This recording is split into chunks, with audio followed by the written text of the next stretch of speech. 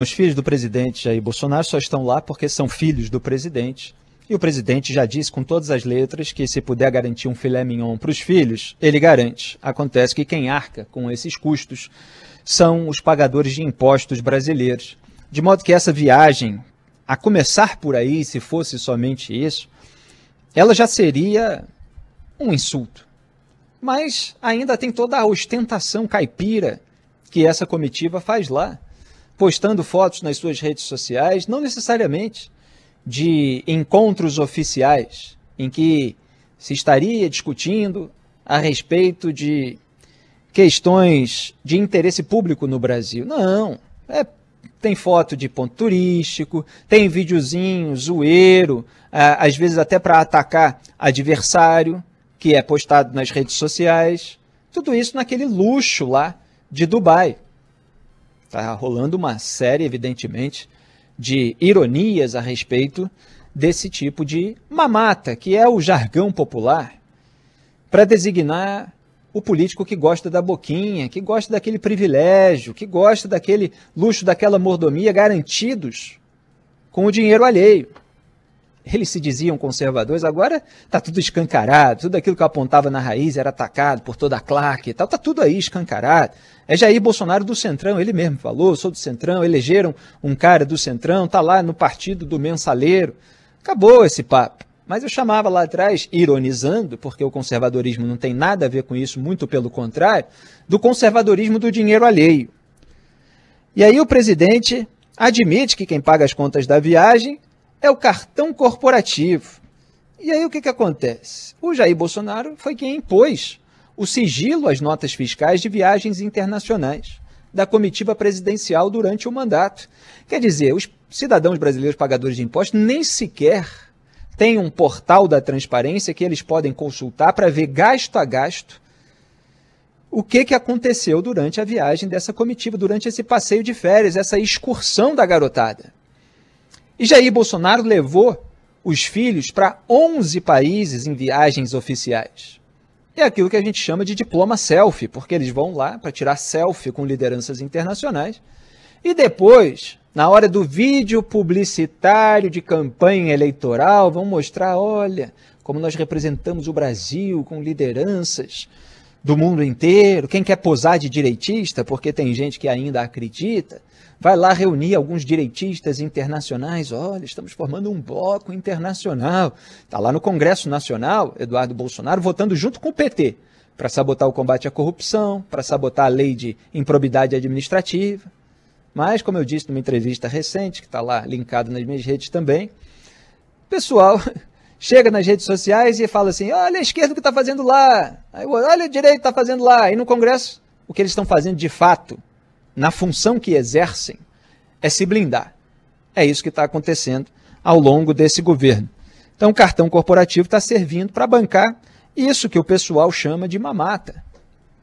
E é mamata. É a mordomia, é o luxo que contrasta com a vida atualmente do cidadão brasileiro. A gente mostrou no Jornal Local do Rio de Janeiro e ganhou uma repercussão nacional o caso do caminhão com restos de ossos de supermercado e pessoas famintas, necessitadas, fazendo fila para comer. E eles estão lá, naquela área luxuosíssima de Dubai. Então é um contraste gritante e parece que até pelo derretimento nas pesquisas estão aproveitando os seus últimos momentos no poder. Gente encastelada, gente que se um dia teve, e não parece ser o caso, perdeu o contato com a realidade, até porque vive dentro de uma bolha, com grandes aduladores, fora os agentes políticos de desinformação, que estão lá recebendo alta, para acobertar toda a sujeira. Então, eles ficaram hospedados em um hotel com diária de R$45 mil. Ouvinte, você costuma ficar em hotel de R$45 mil? É claro que pode ter. Aí gente que trabalhou, suou a camisa a vida toda para pagar e é absolutamente legítimo agora. Os brasileiros, de modo geral, não têm esse dinheiro.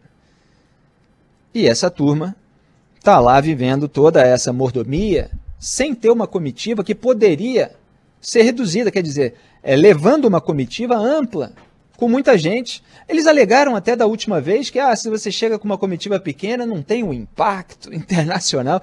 Sem brincadeira. Chegaram a dar essa desculpa. Quer dizer, nós estamos indo lá para mostrar que, olha só, como nós somos presentes, marcantes, impactantes. É uma vergonha. E eles vão continuar girando o mundo lá enquanto a população brasileira sofre aqui com a crise econômica que, em boa parte, é responsabilidade daqueles que estão no poder. Então, mais um episódio lamentável, fora tudo aquilo que foi dito por lá, né?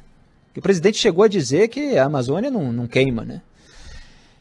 A floresta não queima, nunca queimou, nunca pegou fogo, não tem nada disso e tal. Então, ele e o Paulo Guedes estão lá fazendo um tour, esse que é o ponto mais importante, para mostrar a segunda realidade. A segunda realidade é aquele conceito, filósofo austríaco o Eric Voegelin, que na verdade é o que se chama aqui popularmente de realidade paralela. Então, em vez de trabalhar com todas as forças dentro do próprio país para que a situação melhore e viajar economizando dinheiro, reduzindo os gastos, com apenas os membros necessários para uma comitiva e falar a realidade sobre o país, mesmo apontando os obstáculos a serem enfrentados, não. Eles aqui estão focados em rede social, em propaganda, em comprar apoio parlamentar, midiático.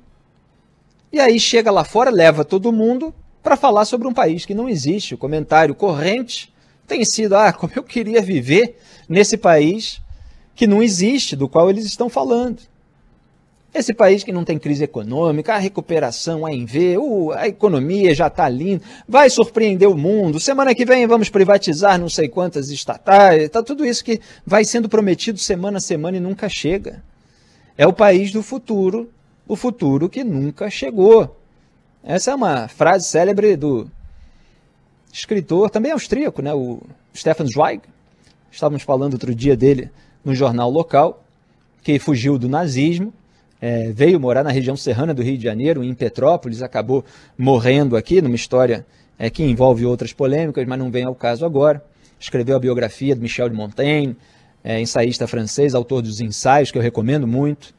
Escreveu a biografia também do Joseph Fouché, não sei como se pronuncia ao certo, mas um político que, ao contrário do Montaigne, eu já fiz esse contraste num artigo, se eu não me engano foi Independência ou Vassalagem, o título do meu artigo, quem quiser pode procurar. O Fouché era aquele que adquiria as opiniões e o princípio conforme o lugar que ele estivesse. Se mudasse de partido e tal, ia atrás, não tinha aquela firmeza. Ao contrário daquele que serviu para mediar conflitos na sua época, que se isolou e deixou um legado cultural e intelectual, como foi Michel de Montaigne. Quer dizer, nós deveríamos estar, no Brasil, inclusive, reverenciando essas pessoas e aprendendo com o legado daqueles que deixaram grandes obras, inclusive na nossa diplomacia, que, como já falei aqui, já foi frequentada por gente do naipe muito superior, Joaquim Nabuco, José Oswaldo de Meira Pena, Vinícius de Moraes, até recentemente o Rubens Recupero. É gente de outro patamar. E o que a gente vê é um bando de gente que quer tirar selfie ali e aparecer em rede social e que não deixa legado nenhum. Você não tem um relatório daquilo que foi conquistado com as viagens anteriores, como não vai ter dessa. O spray nasal que eles supostamente foram buscar em Israel não chegou até hoje. E ainda que chegue, quer dizer, por que foi necessário ir até lá naquele momento? Como é que não podia acompanhar, monitorar à distância, ou mandar simplesmente um especialista? O que Dudu Bananinha e Hélio Bolsonaro vão trazer de conhecimento acumulado dessa excursão? Cadê o artigo científico postado numa revista publicado numa revista internacional? Fala dessa gente, dá vontade de falar postar, que é a linguagem de rede social. Pois não tem transparência sobre os gastos, não tem transparência sobre as causas, não tem transparência sobre as consequências. E, obviamente, não tem porque elas não são nada positivas.